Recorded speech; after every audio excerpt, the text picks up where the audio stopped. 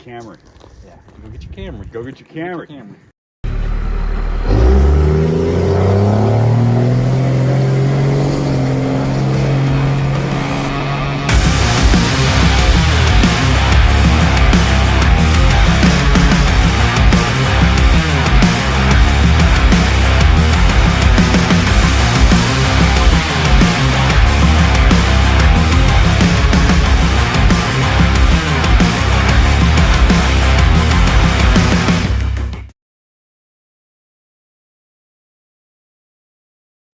I'm Bobby J. Welcome back to the channel. And today, we're on the V-Belt compound hanging out with Samson Andrew today.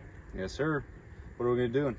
Well, we've got a good one for you today. What we've got is we've got a 3500 and a 5500, both chassis cab trucks, both 5th gens, both 22s.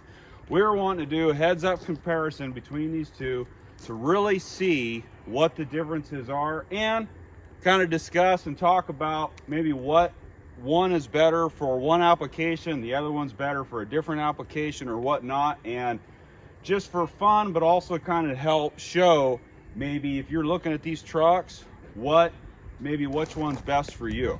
Buyer's guide kind of a deal. Buyer's guide kind of a deal, and just for fun to really see the ins and outs. What are you buying if you decide you want a 5500? What are you getting? What are you getting if you decide you want to go with a 3500? Cab chassis. Chassis cab, you're right. Yeah, cab chassis. Yeah. Well, start off with the obvious stuff. If you're getting a cab chassis, you're going to be getting the less horsepower on either one. Just because it's 3500 doesn't mean you're getting high output. You got to get the bed on it or do a bed delete, and then you'll be getting a different frame. Your axle spacing is different, but the 3500 will still be running the same 14K rating. Yeah, exactly. You know? This is a 14K rating. This is a max tow equipped truck, so it does have the same running gear essentially as the HO 3500, but otherwise, other than that, yeah, we're full chassis cab. And a chassis cab is pretty much prepped for an upfit for a bed or anything, an easier format because it's flat past the cab. It doesn't have uprisers to go to a regular pickup bed, so when you're able to just put one of these beds on, that bed will switch onto that bed, given a couple days and a couple Mountain Dews, we can switch them out. Yeah, exactly. Just as easy. Sam nailed it on that, and then that would be the whole purpose of they're designed to be commercial vehicles with upfitting. If you plan to do a tow truck, a wrecker, whatever it's a universal. It's like Legos essentially. Mm-hmm. That's the simplicity. So kind of some differences here on the 5500 and the 3500. And I will say, we probably say this, Sam, I'm saying 55 or 30, we probably kind of group the 45 and 5500 together slightly. Same truck. Same truck. Mm-hmm. Okay, yeah, we're on the same page on that. Same truck, different stickers. There you go. And ratio. So maybe some advantages slightly, if you choose to go with a 3500, and these are all subjective depending on what it is you're doing with the truck. For example, what Sam is doing with his truck, some of these things are not an advantage at all to him. Now, where I just jumped on the freeway and cruised at 74 miles an hour up here to Sam's place, maybe in that type of an application where you're on the freeway a lot, maybe some of these things do matter. And one of which is as I mentioned, that the 3500 CNC has the same, basically for the most part, drivetrain and suspension as the HO truck. You've got the radius arm front suspension, like a 25 and a 3500 pickup. Some advantages of that, it's kind of almost like a factory long arm kit, sort of. So maybe you kind of get a little bit of a better ride. Maybe it's a little bit, you only have 2 arms instead of 4. The other thing is you've got LT tires. If you like staying on 19.5 or on LTs, and you don't necessarily want to be on 19.5 commercial tires that are 14 plies, you've got a little bit softer riding tire. 8-on-2, a little cheaper. Little cheaper. That's a good point too. A little bit cheaper. 8-on 200 millimeter pattern. That only matters really if you want to go with an aftermarket set of tires and wheels. You've got more options with an 8-on 200 millimeter. So the truck overall is a little bit lighter. You're about 700 pounds essentially lighter than a 45 or 5500.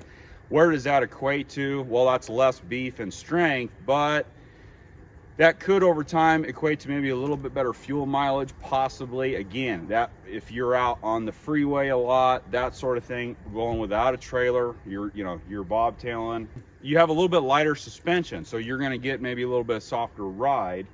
And other than that, that's pretty much the end of the list for a 3500. From there, I would say it's probably pretty safe to say everything's better about a 5500. What do you think, Sam? So, trying to wrap my mind around the guy that would order a 35 cab chassis. I told him before we started this off, probably aiming at a non-CDL out of California hotshot would aim for 14K truck and just get a 12K rated 40-foot gooseneck. Then he can haul under non-CDL licensing and get away with it, because the truck's going to have a little bit, let's say, tougher frame when it comes down to people thinking that all these 3500s are cracking frames because of misuse and over leveraging the tail end of the truck. But when it comes down to the 5500s, you're running the same horsepower, still cab chassis, you get upgraded tires and wheels to a bigger size, more of a commercial use, heavier duty, tougher sidewall. Yes, it's going to be more expensive to put new meats on it, but then when you're off-roading it a little bit, you can go through a little bit more of rugged areas, I would say, rather than the sidewalls on a regular 17 or...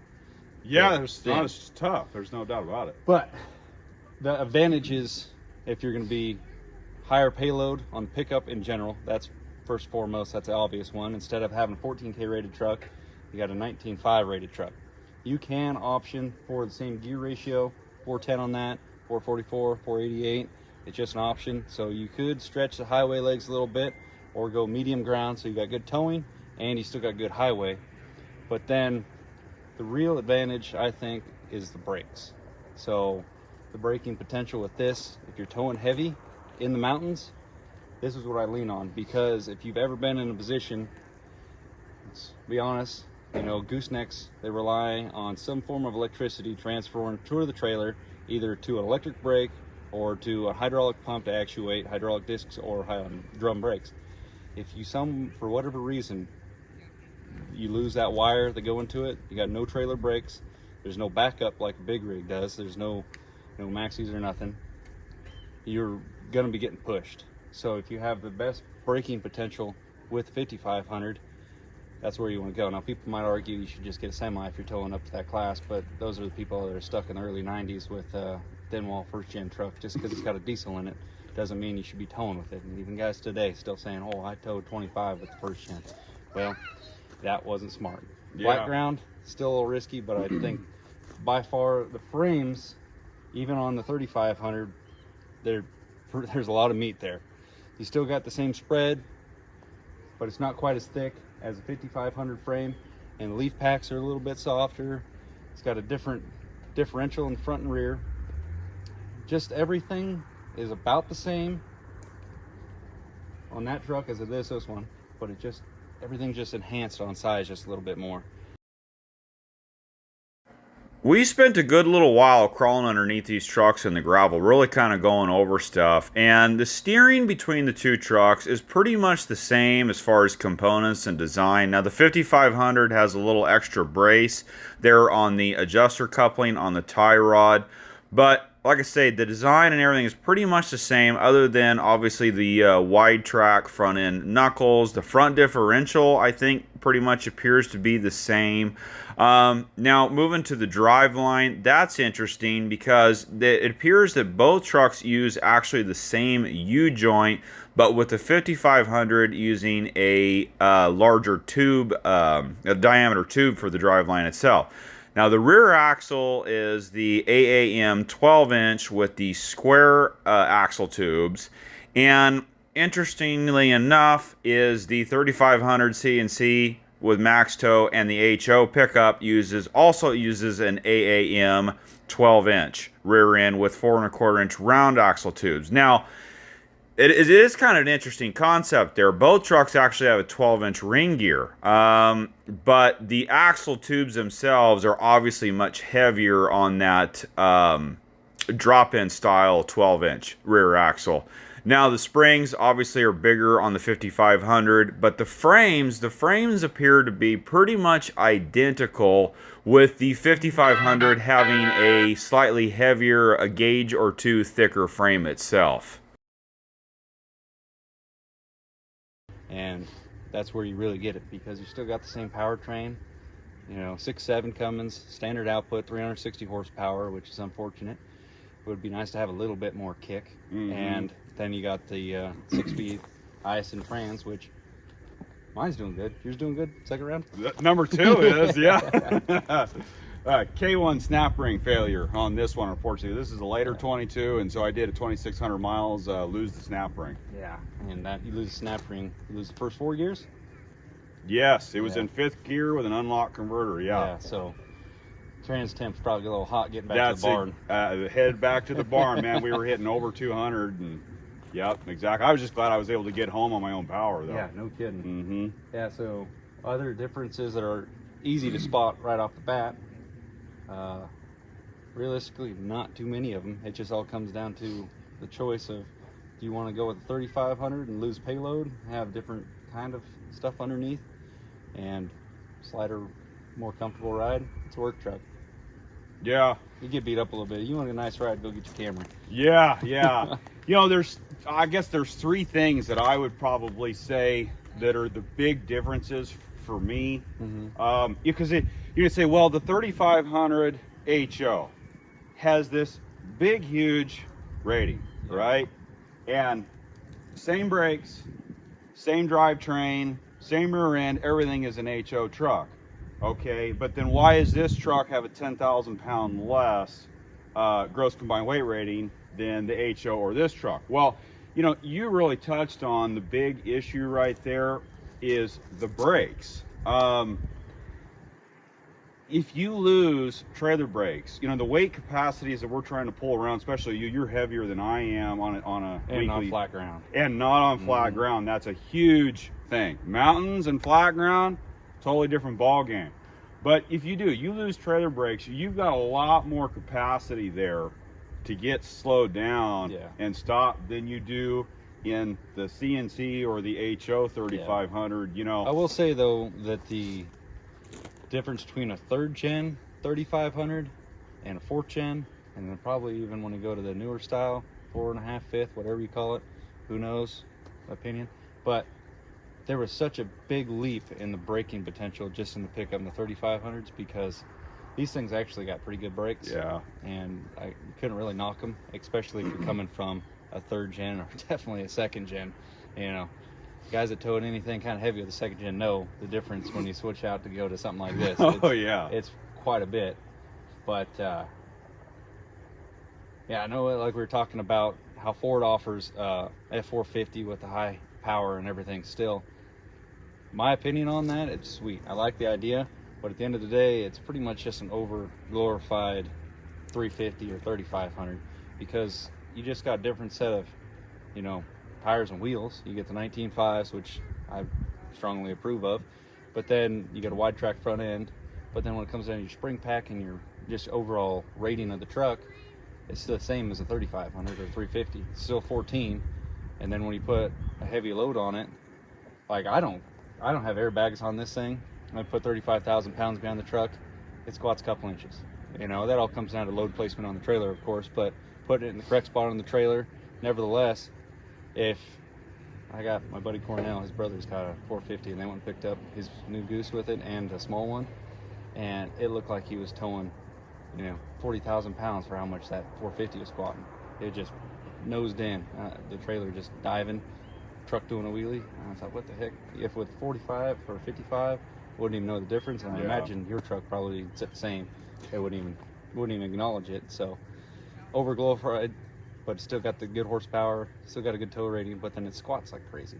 Yeah. So yeah, I see. It's like airbags would almost be a must if you know you got that. I mean, you got airbags? You don't have airbags. I need airbags. Yeah, I will. It's in the future plans. Yeah.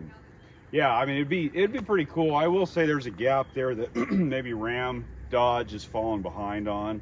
With, you know, they should maybe come out with a 4500 pickup. I think it would open up a big market for them. That's for damn sure. It'd be pretty cool, but I don't know if it comes down to you know, like stepping on somebody else's turf kind of a deal, or what the idea is, or not doing it. But I don't know if people argue, well, Dodge, they're stuck in the past with a 6-speed automatic, but they still got 6-speed autos in like big dump trucks. Yeah. It's like, well, if you got a 26K rated dump truck, why is that only got a 6-speed auto in it? You know, it's like, well, what, then you're gonna be knocking a 14K rated truck? I think everybody in the pickup community has just got themselves on such a high pedestal. Yeah. And they think that if, you know, if somebody doesn't have the 10-speed, then they're just gonna start knocking them because they're like, well, you got the old stuff. It's like, well, how many gears do you need? The other thing that's nice about the chassis cab trucks is they're considerably cheaper. You know, if you plan on putting a flatbed, a service bed, whatever it is that you know you're not going to go with the factory pickup bed, by the time you go buy that specialty commercial bed and put it on your pickup bed 3,500, you got some coin tied up in that truck. The chassis cab trucks are right off the bat quite a bit cheaper than your pickup bed. So, or hotshot that doesn't want to bed at all. Or hotshot that doesn't want to bed at all. Yeah, you're right. But you know what I wanted to say was that if you're on the fence between, do I want a 30, do I really need a 45, 5500, or is a 3500 enough? One thing is that's important is to figure out what kind of bed that you're going to put on and what actual rear axle weight you think you will realistically have. I got to confess. I have a confession. Yeah, I do. And that confession is I screwed up. I am probably a 4,500 guy. I'm probably in that category. You know, yeah, Sam would say, just go to the 5,500. And I think a lot of guys do that. Probably a 4,500 with the paper, the weights that are on paper are probably enough for me. The big thing is the jump from a 35, 45, 5,500 on your rear axles. That truck's got a 9850. We're just gonna call it a 10K for simplicity. 10K rear axle, 4,500 is rated at 12K, 5,500 is rated at 13.5K. Now, where that really comes into, if you've got just a regular pickup or just a regular standard flatbed, not a big deal. If you've got a bed like that, full of tools and everything, I'm 5,700 pounds on that rear axle, as you see. I only have room for about 4,000 pounds of pin weight. I blow over that like nothing. What's your truck weigh empty? 11,000 pounds. I'm right at 11,000. So going by the sticker, yeah, you only got 3 for the truck room. In theory. That's my 5,500. I'm not decked out as much tool-wise as you. I try to keep mine as simple as possible. Smaller tank, smaller tool selection. I just got a little jump box in the back, leaf blower, chainsaw, 37-gallon tank, and I'm right at around 11,000. So that plus yours, like you got 3,000 room. How much do I got? 8,500. You got 8,500. Yeah. So that's big. I can overload that rear axle, no problem. Now, that rear axle is pretty tough. I think it's tougher than like a Dana 80, for example. And Dana 80s a lot of times have an 11K rating in a commercial application, but it doesn't really matter. You're still on paper, you're still overloaded. And I mean, even 11,000, I could surpass 11,000 if I needed to, or without trying real hard, I can get that axle over 11,000. So that's where the mistake that I made. I should have went 45 or 5,500. Well, when you become boss man and you're not doing any field work, that'd be the truck to have. All right. We're a ways away from that. Well, you just show up. I got the tools, boys. That's it. There you air go. Condition. Mm-hmm. If you need to tow home the wood splitter, you could. Yeah. Yeah, so don't make the same mistake that I did with thinking, hey, 3,500 is enough. That could be the title of your video. I made a modest mistake. Made a modest mistake, yeah. Yeah. Especially since you watched somebody's video that bought that truck. I know. Yeah, I know it. I don't know. I wanted to be on LTs. I had 19.5s on my, my 01 and then my 04. Well, you've driven this truck. It's not a bad ride, empty. That's the thing. That's what's funny is that truck compared to like my 04 with 19.5s, that truck rides so much better, and it's actually only weighs 2,000. My 04 weighs like 9,200 pounds. Yeah. So it's not that much lighter, but that truck rides so much better. Us guys that have done the semi conversions, the 22.5s, the 19.5s, it's a different experience than being in these trucks with 19.5s. And you just tell, this is all factory equipped, this is all factory set up, it's designed to be that way, and it It's feels surprisingly nice ride compared to a third gen 5500. And I also did the 19.5s on my 04, and it surprisingly it made that truck not ride that good. Yeah. You know, and towing characteristics didn't really improve that much. Yep. And you're just like, oh, went back to 17s for that truck. But Yep. as far as the potential that one of these have, you can Yeah. still put 19.5s on that thing. It look cool. Yeah. It just cost you a couple grand. I think I'm gonna go with Or you can call Evan. I'm gonna go with the DDC 20-inch wheels. Interesting. Yeah, I'll have to show you a picture of those if you. But yeah, that's probably the biggest thing. Is I was trying to run 19.5s on a 3500, kind of semi ruined me, and probably is the pendulum that talked myself in my own head out of a 5500. And yeah, I've actually driven your truck, and I was pleasantly surprised. You know, you hear people on the internet complain about, oh, it's a back-breaking experience. Right? You hear people saying that about 3500, Yeah. and it's like, What? step into another truck or drive a semi around for 1 freaking mile. Yeah. You could be on a nice road with a semi and you're going, damn. Yeah. Go back to that rough riding 3500. You're like, this is actually pretty sweet. This is pretty sweet. It just comes down to, I wouldn't say how tough you are, but just realizing it's not a bad ride. You know, there's stuff that's comparably way worse. It's not a Camry. Yeah, go get your Camry. Go get your Camry. Get your Camry. The ride quality difference between these two trucks, it's about that much. In reality, it's about that. It's not a whole lot. You know, it really isn't.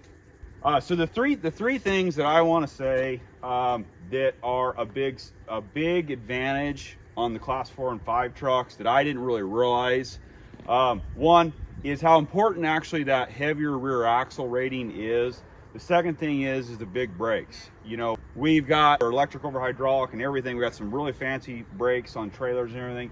But in a scenario where you lose that wire, you know, those big brakes really make a big difference, and in pad life too.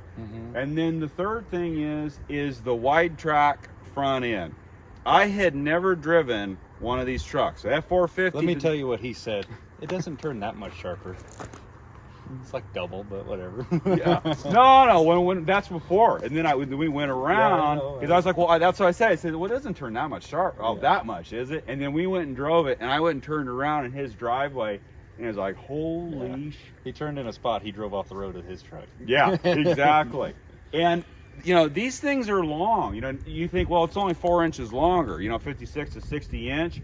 But the other thing is, a chassis cab truck is also longer past behind the rear axle. They're longer there also. So they That's true. they're boats compared to even a long bed crew cab pickup.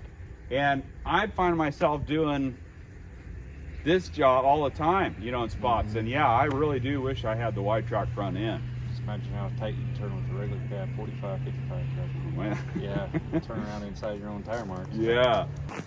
Well, in short, I think Bobby J confessed to his my very expensive mistake, right? You see, like you say, call Evan. Well, it's one hell of an expensive mistake, huh, to be able to fix it. He would probably buy this one off you. Yeah, You got the bed. You just got to take the bed off. Yeah, order another one in Delmonico red. Yeah, and keep your mirrors. Oh 'Cause yeah. you don't want those 23 plus That's- mirrors. Those things terrible. Nothing Yeah. good about those. That's The a last problem. of the, it's like you think of like a late third gen truck. You're like, oh, that's the last of that generation because they went to the 6.7 with emissions and stuff really onto it. But then in 2012, when they stopped, you know, just the mild, you know, emissions and went to DEF, you're like, well, that was the last of that generation. Well, they went and got rid of the moose mirrors. So we got the last of that generation, you know. Exactly. You hear guys say, "Oh, thank goodness that we finally got an update on the mirrors." Guys like you and me that have been doing this for so long, that's iconic. Dodge right there. That Yep. mirror. I don't want a new design. Now, I mean, when they went from a second gen to a fourth gen style, just the difference in the housing, so much better for towing. And now that new one that they got, you ever look down a scope of a gun from 4 feet? That's what you're. Ah, shit, there's no, there's something back there. Can't tell until you hit it. But, all right, well, let's wrap it up. Vbelt&Son, Bobby J. Bobby J Farms. We'll see you guys on the next one. Thanks for watching.